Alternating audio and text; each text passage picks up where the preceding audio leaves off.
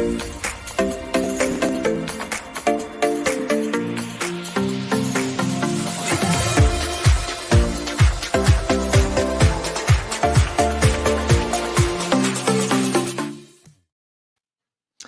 right, welcome everybody to Buu's Hour Cloud Edition today. Today is going to be a little bit of a bait and switch, I guess. We had originally had one guest booked to be on and had to pull out last minute. We will postpone that, park that for now. We can still talk about the subject to a certain degree anyways, just without Josh today. But before we bring on the alternative guest that I have arranged, just a couple of things that I'll go over. So if you're watching this via YouTube right now, go ahead and hit subscribe right below here, and you'll be able to also hit the bell, and then you'll get notified every time we go live, anytime we have new videos coming out. I'll also mention that the Monday weekly update that myself and Daryl do, we've turned that into a live stream as well. So Monday mornings, we'll try to do it around the same time, like 8:30 or so. That one is when it's live, then you can actually come on and ask us any questions that you want during that time. We'll just stick on for 30 minutes, jump on, ask any questions that you might have. You can ask it through the chat inside of YouTube. We can pull up the questions. We can answer them on air. At the same time, we'll still have the same format. So we'll have a Q&A with a guest. Maybe that guest will be live at times as well. And we'll also go through the F5 updates. And speaking about that, there's darylandbuu.com. And so right now, for the folks that are actually receiving the weekly newsletter that Daryl sends out, the weekly technical newsletter, which is all of the stuff that we go over during the weekly update anyways, I talk through them instead. It's a way for you to consume that information, but we also send it out in a text format. Now, currently, that's just being sent out by Daryl just through his own email. He sends them out fairly individually. We have turned that into a more of a managed newsletter, so it's a little bit easier to send that out. So that weekly technical newsletter, if you go to darylandbuu.com, sign up on there, just need name, email address, and then you'll actually get that via the managed system through the website system instead. And then Daryl's going to transition his weekly newsletter to something monthly, a little bit more high level or a bit of a digest instead. And then everybody that wanted that weekly technical newsletter is going to get that via darylandbuu.com. I'll also remind everybody this is available via podcast. This episode will be available via podcast as well.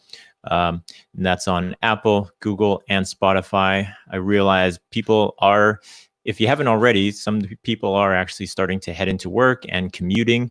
So you can listen to us in the car, on a walk, on a run.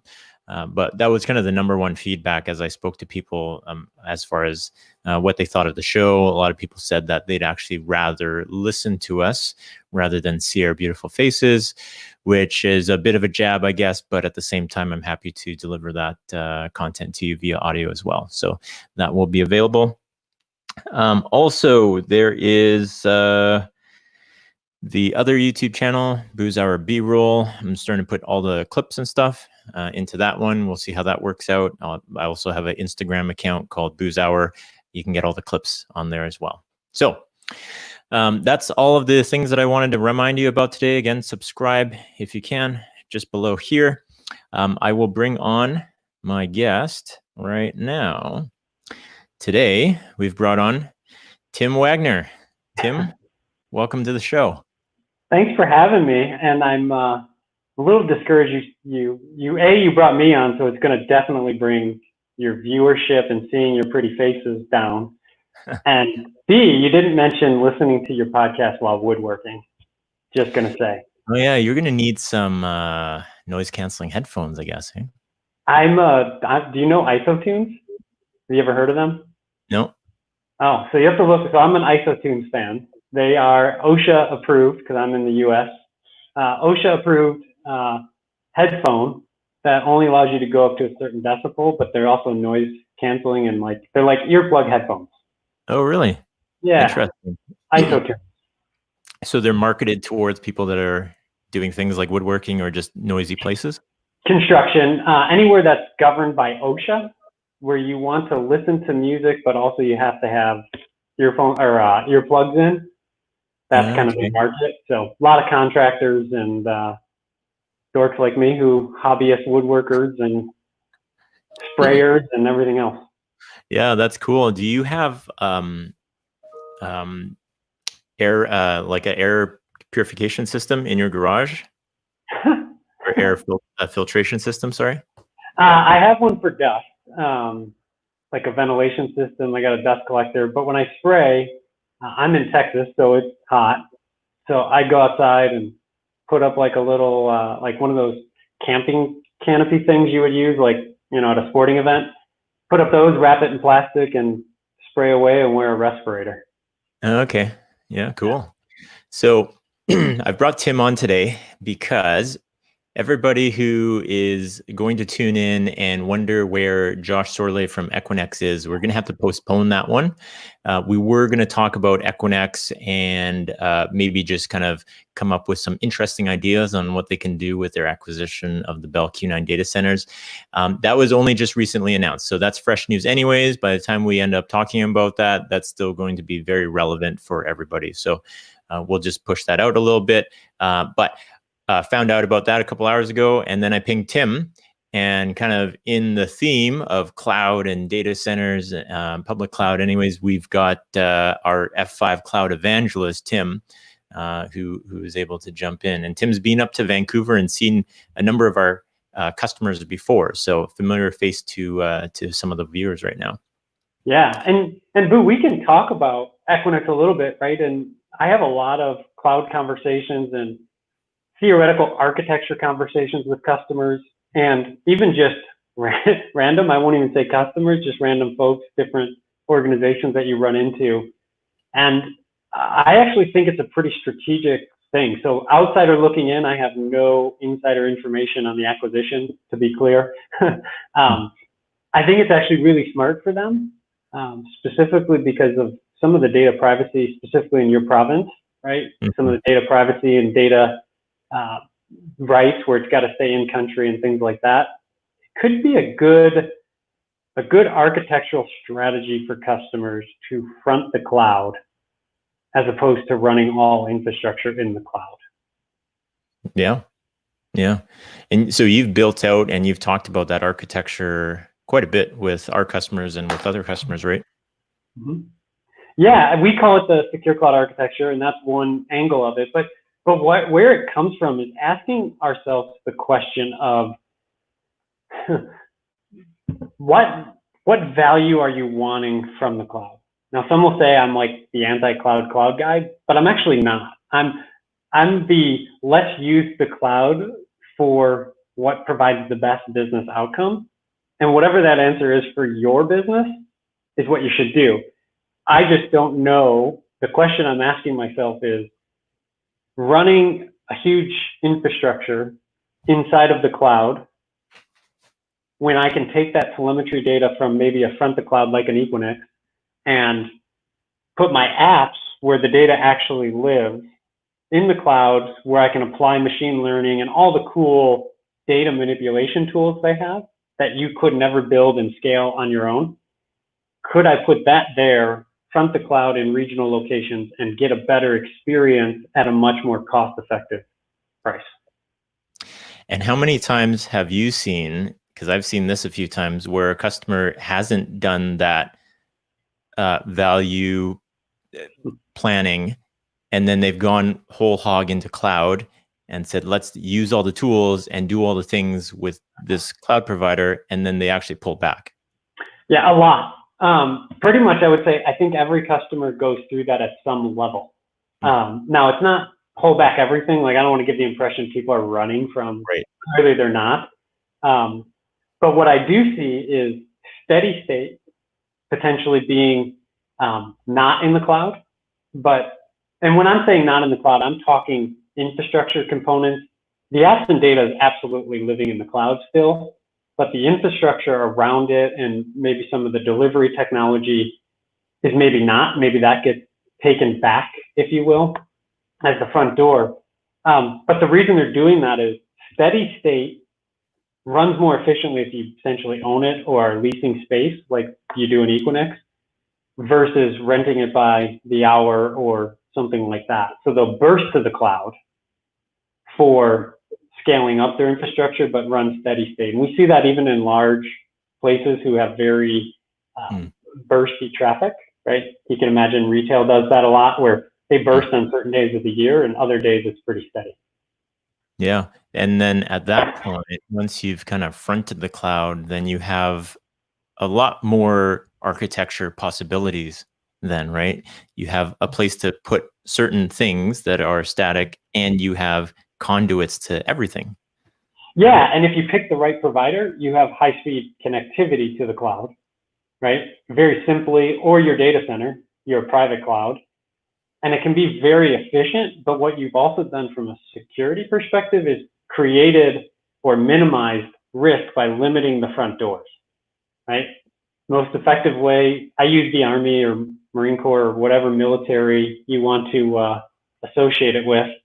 But if you look at a military base, right, how many gates do they actually have? It's usually the front gate and maybe a back gate, but it's the front gate where they funnel all traffic to. And they do that because it minimizes risk.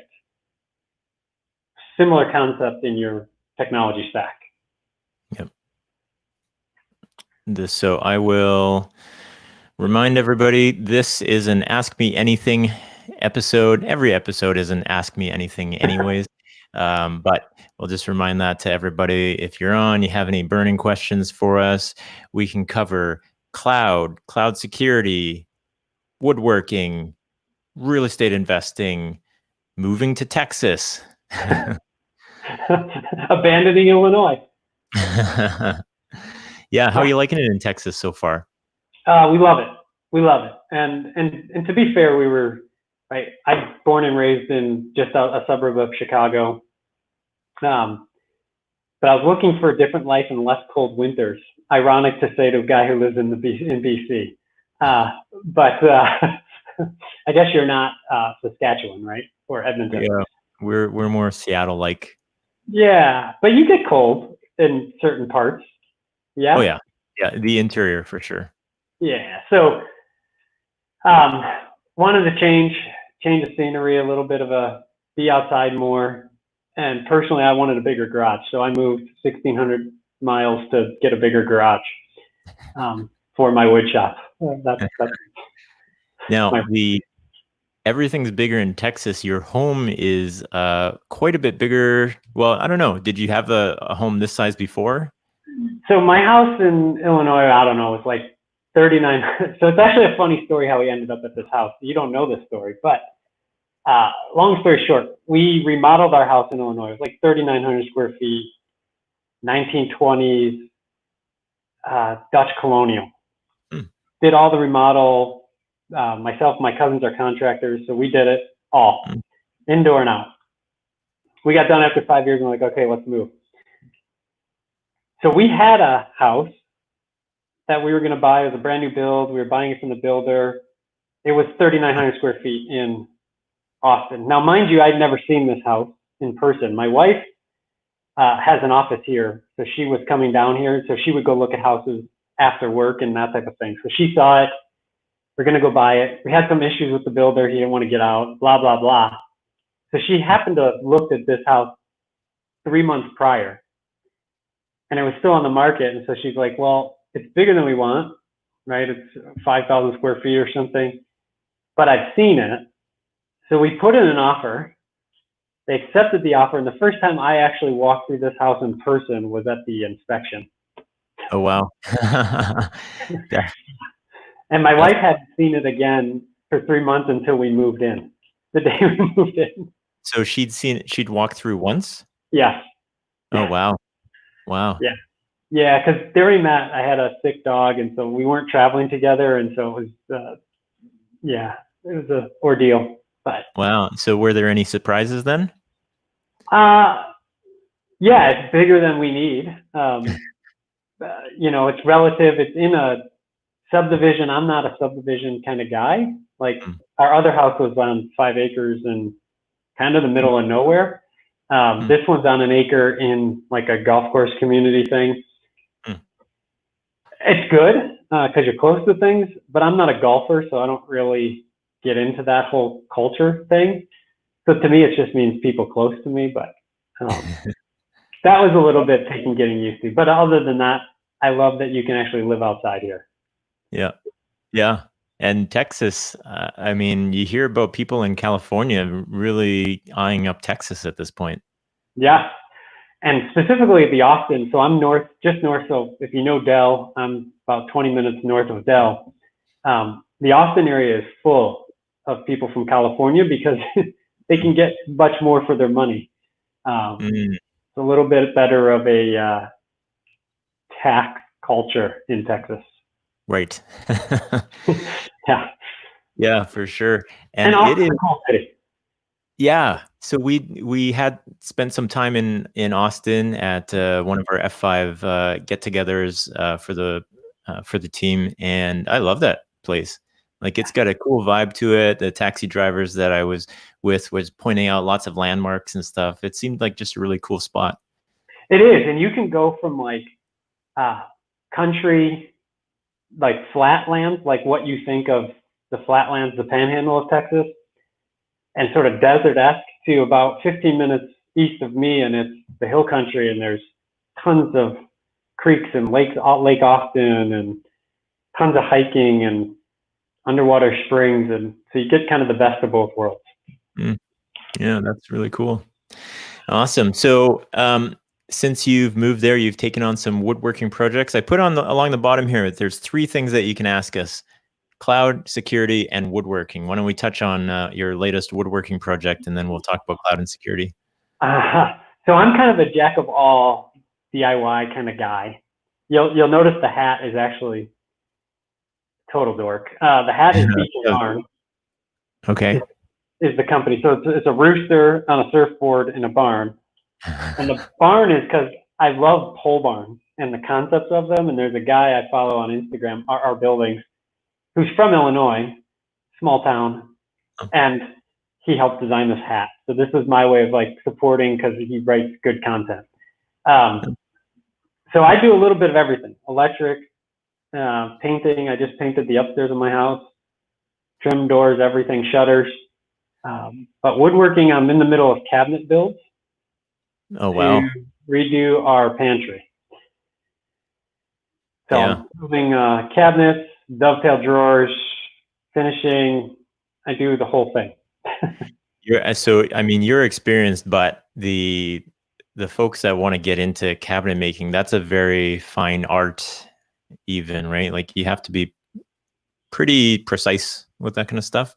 It depends what kind of cabinets, right? At the end of the day, it's a box.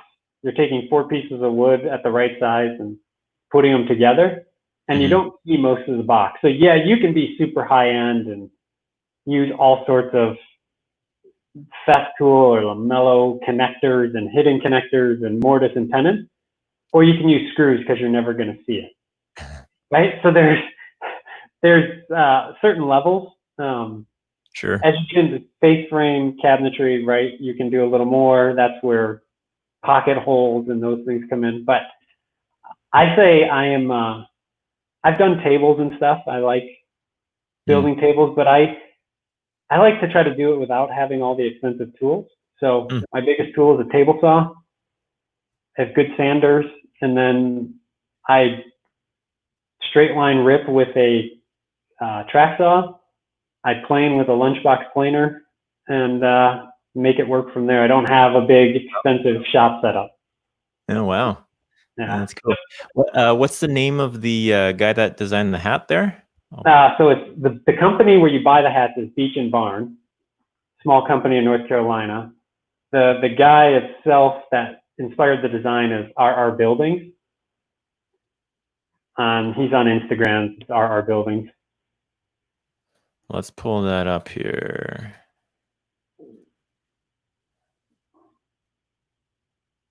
Is this it? No, that's not it. No, Beach and Barn is the hat company. I don't know what their website is. And sorry, the name of the guy? RR Buildings, if you just look for RR Building. I think it'll come up. Yeah, he's got a YouTube channel. That's his YouTube. That's his shop. So the first video there will make you very jealous. Wow. Yeah, so here's an interesting story about him. He's actually an IT guy by trade. That's what he did. Oh, really? And then he's like, I don't want to be an IT guy anymore, so I'm going to go build pole barns.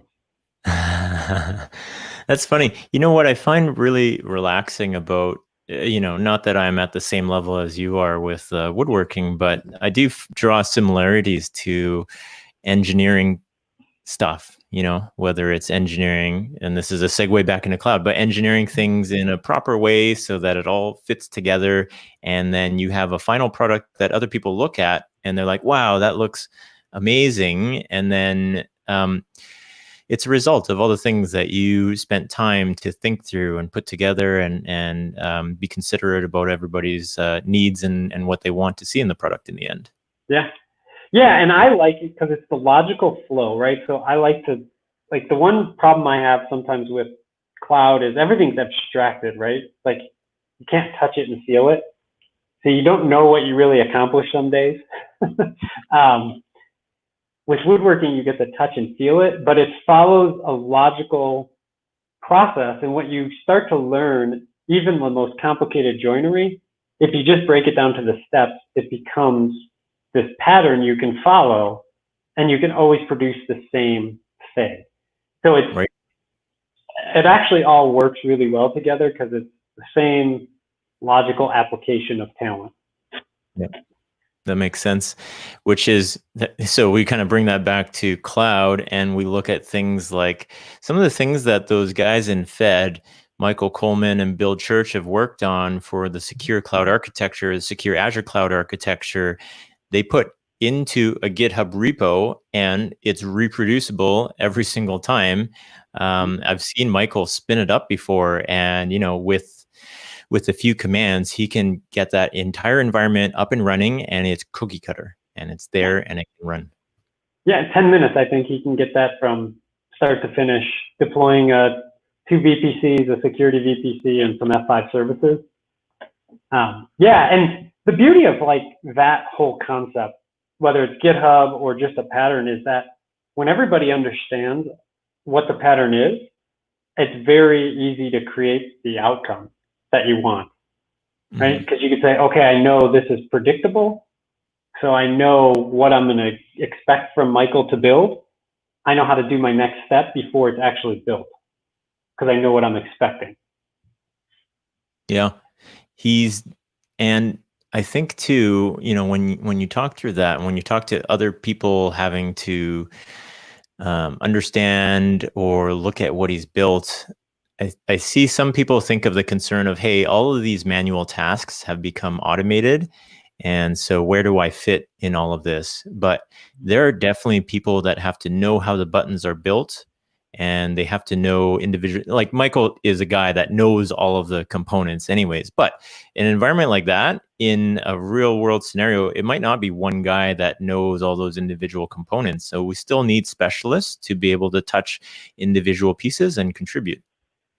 Yeah, and Boo, you're a great example, right? Like, you were an APM guru for a long time. When I first started, 9 years ago? How long have you been here? 9 years. Yeah, so I think we were pretty close to the same time, right? You were an APM SME, right? And you had that expertise. It wasn't the only thing you did for F5, but you could be a source for others to learn. And so you always need a SME, because I was just actually having a conversation about this with someone else, not an F5 employee, about the fact that you can't, if I went and gave an app developer a Cisco router, for instance, and you expected him to configure it just because it's code, right? Configure it and know how to use BGP and understand AS numbers and how to align and understand MPLS. You would never do that, right? But yet you think because you're going to the cloud, you can just let a developer go do that with no architecture concept or understanding because it's not their specialty. Just like don't ask me to build an application. It's not my specialty. It's not what I do. Mm-hmm. Yeah. So there's always a need for that. And you see sometimes, well, that kind of is another subject that we could even touch on, but when you move to public cloud, because it maybe the origins of it, so much of it were geared towards application developers that a lot of the tools in public cloud are basic. If you were to look at you don't get presented a router anyways inside of public cloud, but if a Cisco guy were to look at that and look at how do I configure all of this to do all the things, they'd be like, I'm missing 90% of my features here. Yeah. So it kind of pulls back. And we see this with F5 customers. They kind of pull back and say, I'm missing 90% of the stuff that I needed to do. So I need to implement this somehow. So now I need to bring my specialist back in, but I still need that cloud specialist that can architect the big picture for me too. Yeah. It's a total double-edged sword. I think we overcomplicate it, right? Like I look at, I'm going to pick on AWS a little bit, but the release of Transit Gateway, and there was hundreds of press releases and people talking about how amazing this was. And my read of it, I'm an old school network guy. That's what I did. I worked for a telco for a while. I looked and went, hey, thanks, you created hub and spoke networking. Like, you just gave me back what I already had. Yeah, right. You added some bells and whistles, but you just gave it back. So let's not over exaggerate what the cloud is. Use it for what it's good at is my advice. And if you stick to principles and principles in design and design with outcomes, it all becomes much easier and you don't get stuck. Because here's the irony of cloud.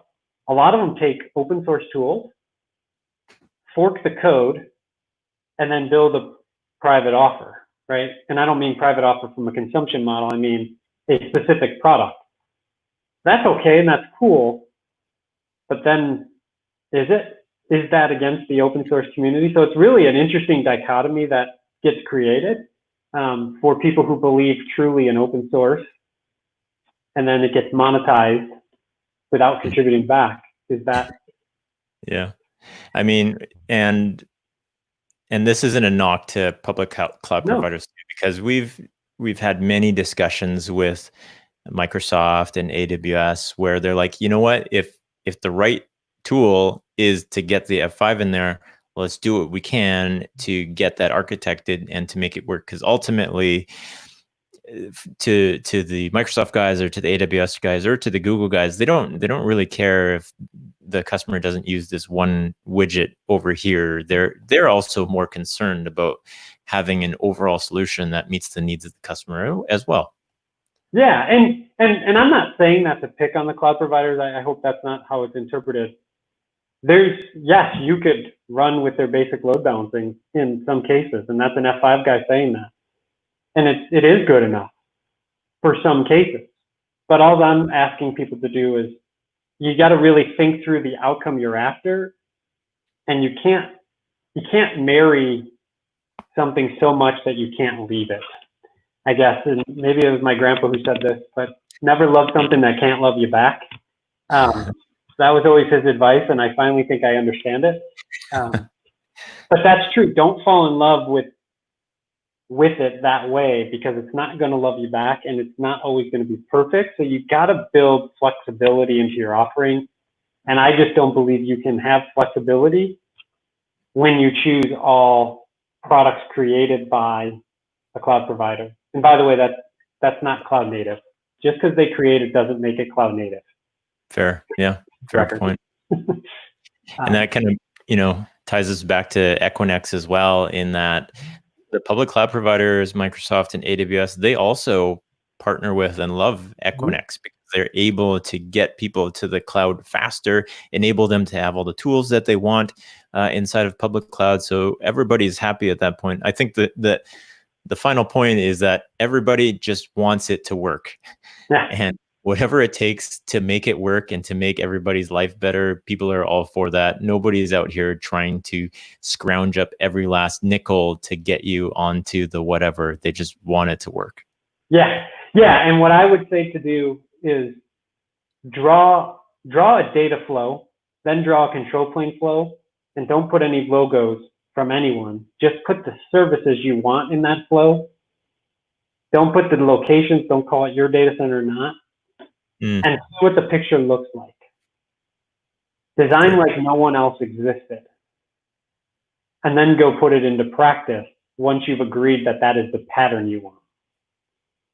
That's a great point. That's a great idea. We will certainly suggest that to a few folks.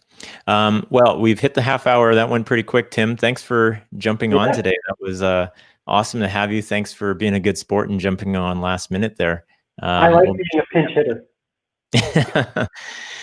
We'll be sure to have you on again soon. Otherwise, I'm going to roll us out of here. So see you next. Oh, I will promote next time over here underneath Tim. We got Bayer Sai on Thursday at 3:30 p.m. And Bayer is a great guy historically in Vancouver, very well known because he is the original software developer for Hootsuite, among some other very successful ventures that he's been part of. So with that, I will close her off. Hopefully we will see everybody on Thursday. Bye, folks. Bye. Thanks, Boo. Thanks for checking this out today. If you're watching via YouTube right now, go ahead and click subscribe down below. Also click the bell for notifications. That way you will find out when we are dropping a new video or when we're going live. Also, there's darylandbuu.com. If you head over to that, leave your name and email address, we will drop a weekly technical newsletter in your inbox every Monday. Also, this is available via podcast, Apple, Google, Spotify. Head over to one of those, hit subscribe, and you'll be able to listen to us in the car on your commute or during a walk or a run. Thank you very much, and we will see you next time.